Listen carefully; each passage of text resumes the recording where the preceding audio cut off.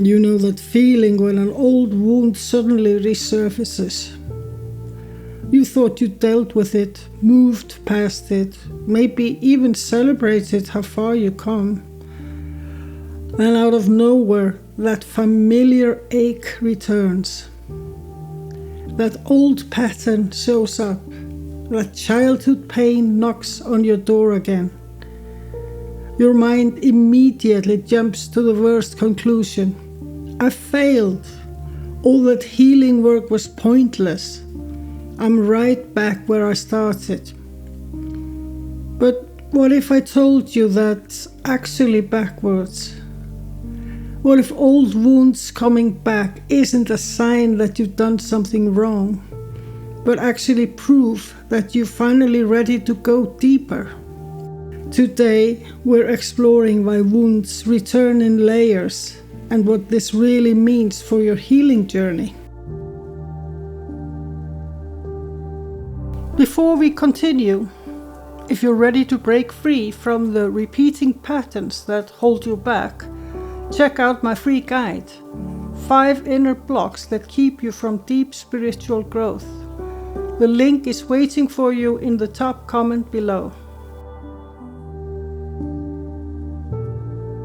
Your mind wants healing to work like fixing a broken bone. Set it, cast it, heal it, done.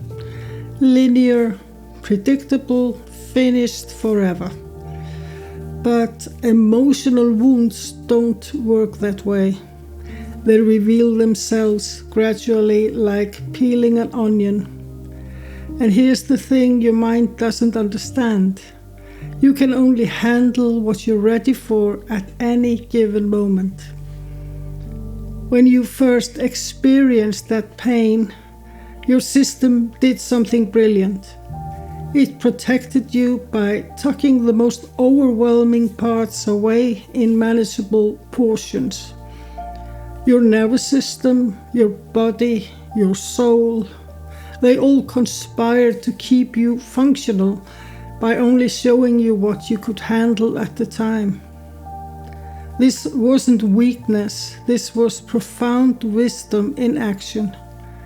So when that wound resurfaces years later, it's not because your previous healing failed, it's because you now have the tools, the stability and the capacity to go deeper. You've built enough strength to handle the next layer. Think of it like ascending a spiral staircase. You're covering the same territory, but from a higher vantage point.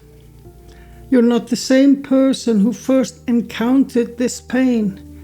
You have new awareness, better boundaries, more self-compassion. The wound returns because you're finally equipped to meet it with what it needs. Your body, which stores memories in your tissues and nervous system, begins to release what it's been holding when the conditions are right. Unprocessed trauma literally lives in your body. Your nervous system holds onto these experiences until you have the resources to process them safely. When old wounds return, it's often your body saying, "Okay, now we're ready to let this go." Each time a layer surfaces, it teaches you something new. The first time through, maybe you learned about basic boundaries. The next layer might reveal the childhood pattern that made those boundaries so hard to maintain. The layer after that could show you how this pattern has been shaping your relationships without you realizing it. This isn't repetition. This is revelation. Your system waits until you have the emotional resources, the life stability, and the inner tools to handle what's emerging. That old anxiety about abandonment that's surfacing, it's not coming back to torture you. It's coming back because you finally have the capacity to understand its deeper message. Maybe this time you see how it connects to your relationships with other people. Maybe you'll recognize how it's been driving your people-pleasing patterns. Maybe you'll finally understand why intimacy feels so threatening. Each return is an invitation to go deeper, to understand more, to heal at a level that wasn't possible before. This resurfacing isn't about not getting it right the first time. It's a sign that you're now ready for the next layer of truth. Your healing journey isn't linear because growth itself isn't linear. You spiral upward, revisiting familiar territory with new eyes, new wisdom, and new capacity for integration. Trust this process. Trust that when old wounds return, it's not a setback. It's your soul saying you're ready for the next level of understanding. Most people approach healing like they're performing surgery on their emotions. They research techniques, gather tools, and attack the wound with everything they got. They want to cut it out, fix it, eliminate it once and for all. But here's what happens when you fight what's arising. The wound closes up tighter. It becomes more defended, more resistant, and goes deeper underground.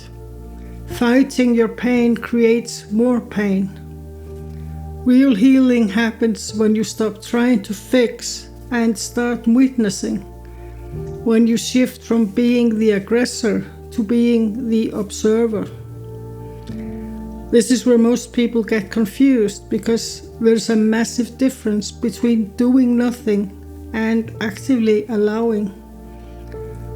Doing nothing is avoidance. It's hoping the feeling will magically disappear if you ignore it long enough. It's scrolling through your phone when anxiety hits, or staying busy to avoid the grief that's trying to surface. Actively allowing is conscious presence. It's staying fully engaged with whatever is arising without trying to change it.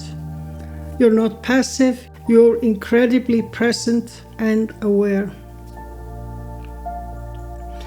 What does this actually look like when that familiar knot of anxiety tightens in your stomach?